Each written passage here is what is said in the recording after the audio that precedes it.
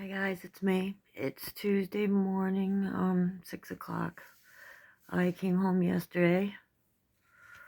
I had to sign out AMA. I wanted to let you guys know or inform you like what the hell happened, and I kept telling you I'd keep you updated and stuff. Well, after that video on Friday about me coming home, their care manager came into the room and informed me that I wouldn't be able to go home because they couldn't set up home health care until Tuesday because of a 3-day holiday at the hospital for their pharmacy, and to be able to get a home health nurse there. There was a 3-day holiday, so they wouldn't be able to get me home until Tuesday. By then, I had been off of my medications for my PTSD, and which is 4 hospitals because I used to work at a hospital. I'll explain that in a minute, but how that comes into play. But they said that I had to stay there until they could line up that on Tuesday, so possibly go home on Monday, because I was on vancomycin and I needed to have that every 12 hours. So I would get my last dose like Monday and then have the home health nurse at home on Tuesday. That was the game plan. I had been off my, my psych med, my buspirone, and my chlorzoxazone, because they didn't give it to me. They told me we'll have somebody bring it from home. And each day they kept saying I was going home. Like Thursday, infectious disease actually cleared me. Dr. Strom cleared me. But the infectious guy was like, well, I'm waiting for one more blood culture. Could you stay one more day? And I was like, all right, I'll stay till Friday, So I stayed till Friday, and like I said, Friday, on that video, Friday morning they came in. Dr. Strom said I could go home and all that. And then the care manager said I couldn't. And yeah, so 3-day weekend, stay over the holiday. It was, oh God, it was bad, man. The call bells weren't getting answered. If you wanted pain medication, it took like the nurse would come, but then she'd get busy with something else and forget. So you'd have to call again. I had the Vanco running, and they'd start the drip, and it, something with the line. They'd come back, they'd forget. It's just, it took like 2.5 hours to get the Vanco one time. And the nurse didn't know how to put new line on or anything, so she just kept, redoing the thing. They never flushed the IVs. They just like hook you up and just go. Now, I mean, some of the nurses, some of them were good. But the clincher was when they came in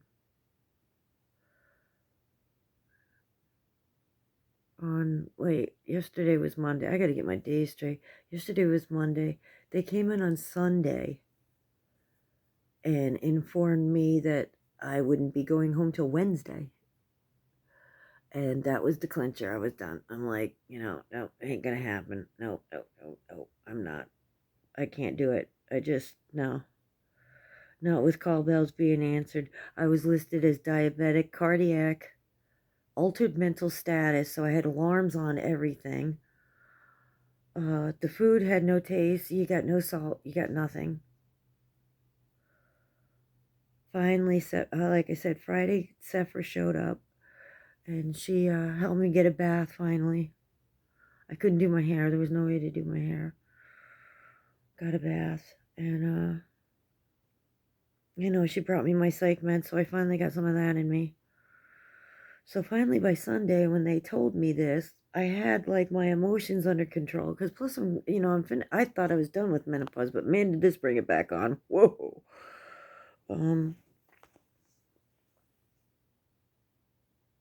Yeah, so by Sunday it was kicking in, and when they told me this, I was pretty much done. I talked to some people that I know, and they said it wasn't right either. And then come Monday morning, Ma took a fall. And I was like, I gotta go home. I'm done. I can't do it. You know, I gotta go. And they just kept coming in all day, like, and I'm like, no, I am going home. And they just didn't get it. And finally they came in, they took the wound vac off, put a wet to dry dressing on it. They pulled the PICC line that wasn't flushed for how, oh no, I did get one last dose of Vanco at noon. They did give me that. And that's what I was waiting for. I was like, I just want my last dose of Vanco. Then I'll go home, see my doctor, and, whatever. Or see your nurses, keep it going, whatever. And they were like, no, you got to sign out AMA.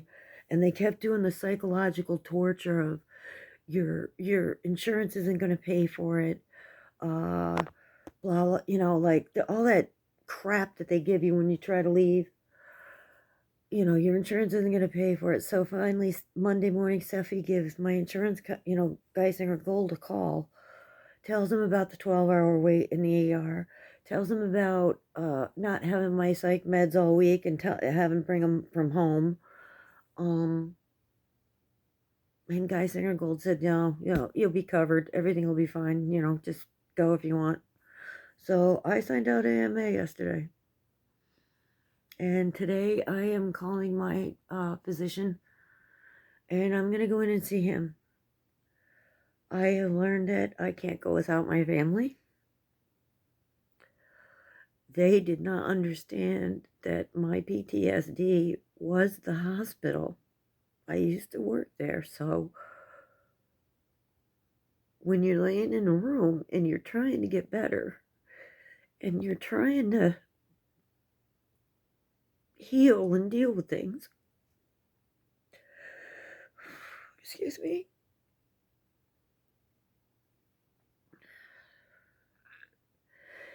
it's very hard when it's a former work environment to where when the call bells go off, you're like, and I gotta go, you hear somebody calling, you gotta,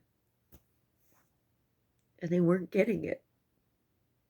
And I kept trying to tell him, and he kept marking me down as non-compliant and not combative or anything, but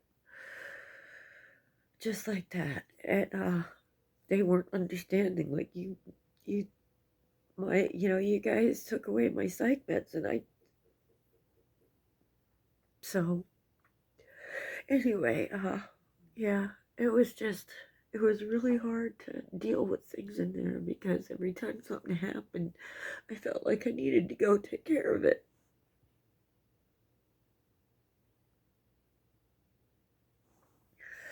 I guess that's maybe on me. But I tried to explain it to him.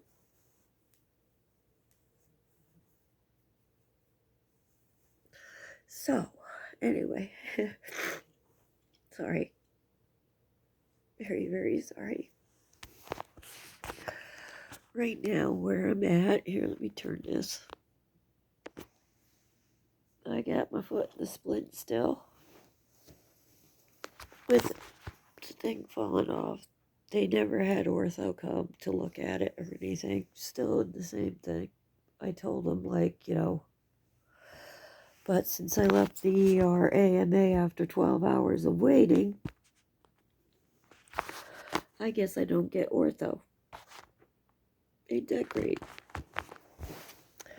Then I'm just going to show you the bandage. I'm not going to show. The wound vac was taken. Oh, I don't know if I can do this now. Hold on. Here, wait. Switch it. See if I can do this. Hold on. I'm trying to. Then I get a bandage back there. See, just like that. That's from yeah. They took the wound vac off. And yeah. I'm gonna go see Dr. Strong and see what I should do. They say it was a hospital-acquired infection due to me laying at home with it open. Now, is what happened is Christmas Eve, the ice outside, it was really icy, and I did one of those boom, and I landed on it, and it busted. Oh, I didn't even realize it busted open. Oh wait, back up first. I had just gotten done taking my first shower after surgery, and so I was in there. It was nice and warm, and I didn't really let it soak, but like I was in there for a while, and I went outside to take the dogs out front. We went out front because we didn't want to slip and fall. Anyway, boom, I went down. And with it being soft, it busted right open. Came inside, didn't realize that it was, busted open. Had clean clothes, clean everything. Just taking a shower, clean everything. I forget. I can't remember whether it was Mom or Sephra noticed that, like, I had a spot on the back of me that was, like, wet. And then we saw that it was open. And I took pictures of it and stuff. Then immediately went downstairs. I had tape from like the ER and that, and we closed it back up. It was Christmas, and we didn't really have a way to get to the ER down there, and I didn't want to go to the local ER. I wanted to go to that one. Like I said, we closed it up, bandaged it. It was closed up, sealed. Okay, wait, let me see here. We couldn't get down there Christmas Eve. Then I'm trying to think how this went. Oh, yes, Sephra was talking to them on the phone. And talking to them, and they wanted me to come in Monday morning, I think. Yeah, I think they wanted me to come in Monday morning. Or get there by Monday morning. I don't know how to talk to Sephra on that one. Anyway, come Christmas Day night, stupid me. What are you gonna do, right? Stupid me goes downstairs. I got the cane. I'm walking. I'm doing all right. With the hip, being done. And I go downstairs and go to come back upstairs, and I realize I don't have my cane. I realize I don't have my cane. So I go to turn to go get my cane, and then I realize, oh shit, I'd already taken a step. So down I go. And that's when I got, like, my ankle and that fracture. So I wrapped that up, and yeah, Seffi's still talking neurosurgery on the phone and everything. And we're like, okay, Monday morning we're going. So they get ready. And Monday morning we have a ride and we can get down there. And we get there at 11 o'clock. I am not joking when I tell you that the x-rays were taken. They were read at 12:30. And the ortho guy even said he wasn't called till 7 o'clock. Now, I had my foot iced, and it wasn't swollen. I mean, it was swollen a little bit, but I mean, it was not swollen hardly at all. But we got there. We had to sit out in the waiting room. Me post-op with my SI joint and a broken foot for 7 hours. Or no, actually in total it ended up being 12. But at the 7-hour mark, might have been even sooner than that. I don't know. We got to talk to Seffi's on this one because I can't really remember too much. But I know it was a long time. She finally decided, or we decided to try and call the on-call neurosurgery, who we had been talking to. We thought the ER would call them, but that didn't happen. So Sephra finally gets on the horn with him, gives him a call, and they come down to the ER and actually rescue me. The guy that was on call for Dr. Strom, it was Dr. Jacobs, I think. came down, and they talked to me and looked at me, and we were sitting there discussing like what to do. There were no OR spots that he could take me in and do me right there that night. My foot had been seen. Yeah, and he couldn't do the OR that night. He goes, the first thing I could do, you'd have to be first thing in the morning. And I was like, fine, that's great. Do you have a bed?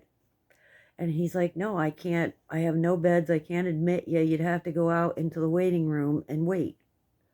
I opted to go home and come back in the morning to see Dr. Strom and have surgery right then and there. Like, they said, don't eat. Yeah, and this was like getting to be 11 o'clock at night. So, like, I hadn't eaten the whole day. So, for me to be able to get home, get something to eat in me, and still, like, not eat for surgery the next morning was running out. And this Dr. Jacob said, all right, go home and then come back in the morning. And I didn't even sign any AMA papers. I just walked out because everything was set. This thing was splinted. My foot was splinted, and we had that set up for surgery in the morning. Trying to think of what the hell else that, yeah. Oh, yeah, funny. Then they pull my IV in the ER, and the lady comes in to do the CAT scan of my hips and everything. So I was done, and we walked out. I never even signed papers in the ER. But anyway, long story, and I'm sorry I don't have my teeth in either. I'm very embarrassed, but I still haven't even cleaned up. I got to get in my bathroom, get my own shower. Or I can't get a shower. I'm going to have to take a tub and everything with, an open wound and everything. But I want to be real with you guys and tell you what's going on. I finally got my buspirone. I am on hydro. I'm taking hydrocodone 0.5, gabapentin 300, tizanidines. What do I do with tizanidines? Those ones are... Yeah, those are 4 milligrams. And then, like, my poopy pills, because, like, hey, you gotta shit. Otherwise, you get problems. And then they did give me antibiotics, doxycycline and Ceftin. Is it Ceftin? Cefdenia. I don't know. Anyway, it used to be Ceftin, I think. Broad spectrum. My discharge papers, all the documentation is so screwed up. They're saying that, like, I didn't want to get up and walk, and it's like you heard the hacking all night long, and my mom's 73 years old, and I cannot bring something home to her. And they're like, yo, go walk in the hallway. When physical therapy would come, they'd want me to walk in the hallway. And I'd be like, no, I'm not going out in the hallway because I'm not bringing this home to my mother. So they were putting down that, like, I didn't want to go out and walk around. And it was just really messed up, guys. Watch your loved ones when they are in the hospital. Please. I'm going to go see my doctor today. I'm going to see what he has to say. Not quite sure whether I'm going to call a lawyer. But, yeah, I love you guys. And I'm doing like everybody. I'm trying to learn to look at the thing instead of, me. Other thing, too, I forgot. Where is it? Oh, look at this. I forgot. You guys, I didn't even get to have Christmas. All right? I came home and my stocking was still stuffed. So, you get to see all of my presents when I go through them, okay? Oh, yeah, here you go. I also have my dad's walker that I'm using. But anyway, look at what I got for Christmas.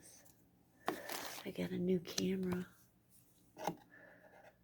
So I gotta learn to use that so that I don't have to use my phone anymore. Well, I am gonna get cleaned up for my doctor's appointment, guys. It's been rough, and I love you guys. And yeah, look at that. Okay, look at that. All right, anyway, guys, I love you, and be in touch.